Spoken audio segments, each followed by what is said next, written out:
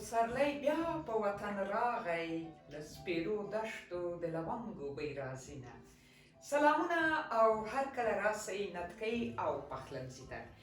د نتکۍ او پخلنځي لخوا د نوي کال مبارکیانې ومنئ. خدای دې وکړي چې موږ ټوله افغانان که لر یو که بر ټوله ښه کال ولرو، د خوشحالیو کال او د سولې کال که خدای کول.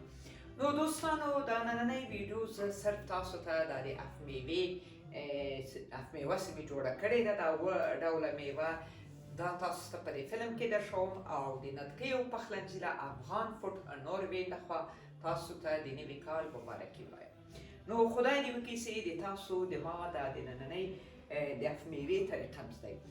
یو دوست راته لیکلي ول چې اف میوه مې جوړه وه او بادام مې پکې رنګ یې بدل شوی و. نو محترم وروره بالکل دا ځلې د ما اف میوه هم همدا شانتې لکه تاسو چې وایئ رنګ یې د بادامو بدل شوی ده، د غوزانو د بادامو دا ده. په فلم کې تاسو وګورئ نږدې معلومیږي. علت یې څه ده؟ علت یې دا ده چې هر وارې به ما دلته په د خارجي دوکانو کې ممیزه اخیستل کشمش. دا وارې د خدای فضل و د خپل وطن زیات وچه میوه ما په دلته اروپا کې ولیدله، ترلاسه مې کړله، سکاندیناوۍ ته هم راورسېدله. نو دا د وطن ممیز چې مې پکې استعمال کړل چې پریمیم منزل ډېر رنګېدو. نو دا د چا خبره اصل ممیز دی، خوندور دی، اما میوه یې ډېره خوندوره کړې ده. خیر رنګ دومره فرق نه لري، خو خوند یې مهمه ده او چې د خپل وطن ممیزه مې دایمه. او دا هم وایم چې دا ممیز کمپاین مې دلته تاسو په دې فلم کې ووینئ، ښه پړسېدلي م دي. ګورئ لیدونکو، خدای دې وکړي بیا هم وایم ښه کال ولرئ، خوشحالۍ ته بانه غواړئ. دوستانو ما په پرونۍ ویډیو کې وویل چې موږ تاسې خوشحالي ته ډېره ضرورت لرو او بیخي تږي د خوشحالي یو. نو څنګه چې په څه پسې په تلاش و په تپه تلاش پسې یو خدای راکوي. نو که د ما منئ ځینې خلک د نوروز طرفداري نه کوي، نه یې لمانځي، په دې خبرو پسې مه ګرځئ، خپله خوشحالي چې په هر څه کې وینئ لاسته یې راوړئ.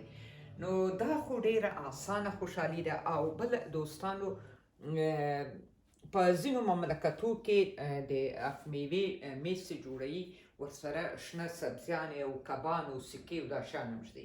البته د موږ خپله چې ما خپله په خپل کور کې لیدلي ول او د موږ خپل افغانانو کلتور او عنعنات چې دي، اف میوه به م سم په دسترخوان کېښودله په میز باندې، او که ډېر به م یو څه ورسره ږدول نو تازه ګلان به ول ورسره، نه کبان ورسره کېږدول او نه هم سکه و وږه دا شیان. بهتره ده چې هغه خپل رواجونه همداسې خوندي وساتو او ویې لمانځو. کوشش باید دا وکړو آیا پردي هم د موږ دا اف میوه جوړوي چې څومره خوندوره، اسانه، اقتصادي شی ده.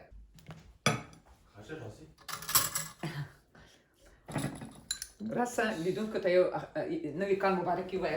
راسه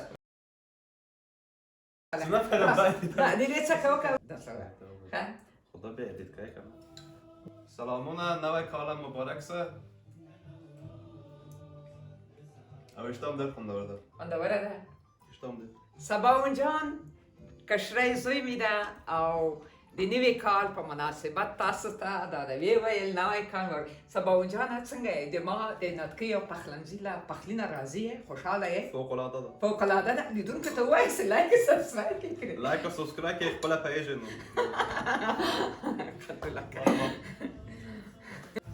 او تر بلې ویډیو پورې مو په خدای سپارم ویډیو لایک کړئ، سبسکرایب یې کړئ او نوی کال بیا هم تاسو ټولو ته بختور او د سولې